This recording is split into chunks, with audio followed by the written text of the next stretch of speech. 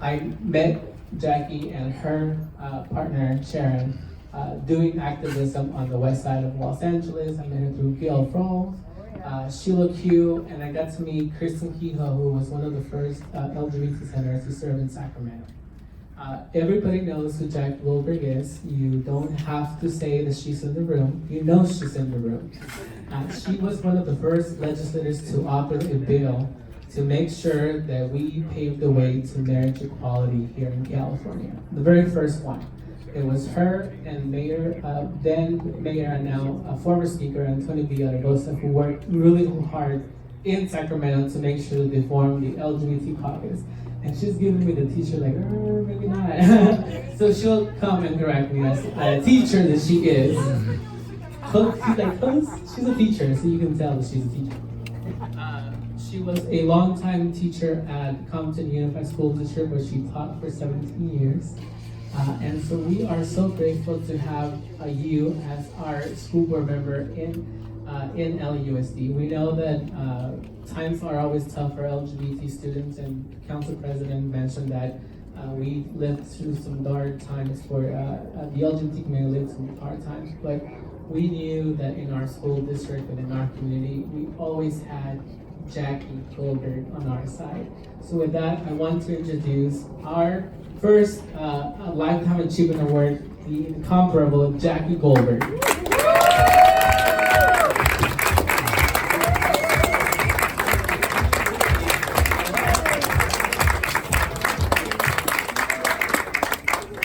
Well, thank you. The only correction I make was that it couldn't have been Villaraigosa because I was in his assembly seat when he left it, so it could have been him. But no, we did start the first LGBT caucus when I was in Sacramento between 2000 and 2006. First, let me just thank our hosts for this wonderful event, and particularly all of the members of the board of Stonewall Young Dems, particularly the gentleman in the back there chatting away about his work and getting this put together, and to say thank you for honoring me so. I must admit that when someone said lifetime achievement, I got a little nervous. I'm still alive. I hope there'll still be more achievements, but we'll let that go. No, but seriously, it did give me pause for a second, because I usually think of that as sort of at the end of your career, right? And I hope it's not the end of my career at this point.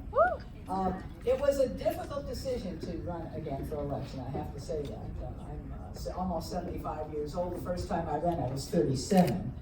So it was a tough decision, but I will tell you that it took me to believe that we could actually lose public education for me to say that I had to get into the fight again. And the reason I say that is because, you know, in New York right now, they spend $29,000 a year per K-12 kid. $29,000. We verified that. The superintendent and I, we made some calls and we verified that's the actual number. In California, we spend 16. That's $13,000 a year per kid that we don't spend on children in K-12 education.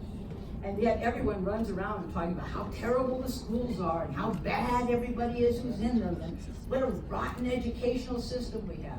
We have a system that is largely composed of kids of color, kids who are economically in poverty. 84% of all the children in LA Unified Schools are eligible for free or reduced lunch. 84% of all the children in our district. I'm sure in Compton it's 100%. And what that tells you is that schools are expected with not very much money to help children overcome poverty, and by God, for some of them we do, but not all of them. And when we aren't able to do all of them, because we have been so underfunded since 1978, 41 years ago when Proposition 13 was passed. See, before that, I was in high school. I remember, we didn't worry about whether there was a nurse in every school. It never came up. Of course there was a nurse in every school. There was a librarian in every school. There were instrumental music programs in every school. There were extra off-norm teachers to help you with reading and math if you got behind. We had all kinds of after-school activities, sports. Everybody could play any sport they wanted to. You could go on field trips in every class. And then Proposition 13. And at Proposition 13, we got conned into believing that even commercial property should not have to pay taxes. So those tank farms down there in Lomita, holding all that oil, paying 1978 property taxes on that oil, okay? And guess what? We're not paying 1978 taxes at the pump. You go to Disneyland, paying 1978 property taxes. Are the tickets the same as they were in price since 1970? No. So what are they doing? They're just sucking the money out of this economy. And they've been doing it for 41 years, and I decided that if maybe being on the school board would help me be involved with people such as young Stonewall, young Dems, and other folks who understand that if we don't invest in our children soon, we're going to lose this whole game here in California, that this is the time to be in that fight, and that's how I got into this race again, because I think from the board is a place to make that fight. So what are we asking you to do? We're asking you to go to your city council, to your state assembly member, and to your state senator on the first Friday of every month, and say to them something I didn't have when I was there from 2000 to 2006. You got two-thirds vote of Democrats in both houses and a progressive governor. Now is the time. This is the time to tax the wealth of this state and begin investing in our children again. And I want you to think about going to your state assembly member and your state senator on the first Friday of every month with that simple message. If you can't or won't do it, we'll have to find a Democrat in your seat who will. Because it is time for us. I'm antagonistic. I've always been an antagonistic guy, so I appreciate that. So I'm simply saying it is time to do that, because most of the ones we have right here in LA were fine, but we got some in the Central Valley we got to work on. We got some up north of Sacramento we got to work on. We got to work on this, but this has got to be a campaign that is statewide and that every one of us put some time into, because if we don't do that, we are losing another generation of children. You know, there are some kids who manage in spite of all of the obstacles to do well anyway. There are others that we've managed to get to do well in spite of the obstacles as well. But there is that group, because the class sizes are too large and there are too few socio-emotional supports for children who are facing traumas, including that they don't know if dad or mom will come home every day after ICE has been in the neighborhood. Imagine going to school not knowing who will be home when you get there. Not knowing who will be gone when you get there. Imagine going to school every day like that. It is time for all of us who are adults in this society to say that California, were it a nation, it would be the 5th richest country in the world. It is no longer okay to treat California's children like this was a red state.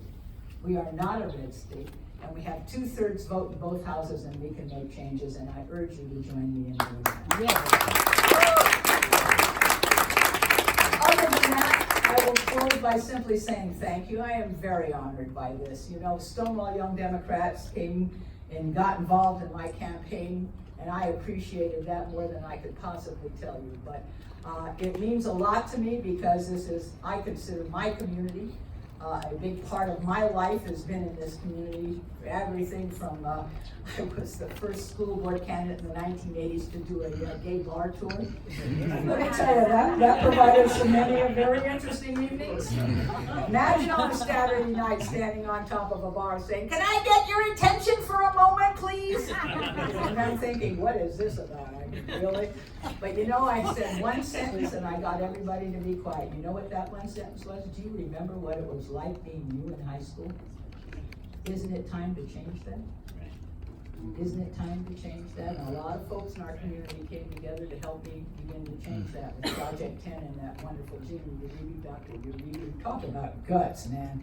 This is a woman who took on the whole system all by herself at Fairfax High alone. And fortunately, our board supported her. So it's been a lot of struggles. There's a lot of struggles left. There's still an awful lot of young people who think that AIDS is not an issue anymore, and they're behaving, in my opinion, scary stuff. We have to go again one more time and re-educate all the children and youth about how you do and do not get HIV. We actually did that my first term in office, second term at LA Unified when I got reelected. I made them put out in 28 languages a brochure to parents on how you do and do not get HIV and AIDS. And you know where we got stuck, don't you? They didn't want to include certain sexual behaviors. I said, well, what do you mean? They'd rather they die than talk to them about how you could actually get sick and die? That's it? We had a battle over that, but we won. And that brochure went out in 26 languages to every parent in the district. We got to do that again because people in this generation don't remember, don't know. Nobody's talked to them about safer sex and about things we can do to protect them. We have a lot to do, but mostly we've got to make California behave like a blue state with its children to do. I went to Cal Berkeley, didn't pay a cent tuition, not a nickel, not a dime, because it was before Proposition 13. After Proposition 13, all that changed. Now, isn't that terrible? Why are all of the kids who live in California, whose parents pay taxes, whether they're documented or not, they're all paying taxes, why the heck isn't there still a free educational system at state colleges and universities? It's time to fight for all this again, and I'm counting all of you to join me in that fight, and I thank you so humbly and from the bottom of my heart for this very, very wonderful honor.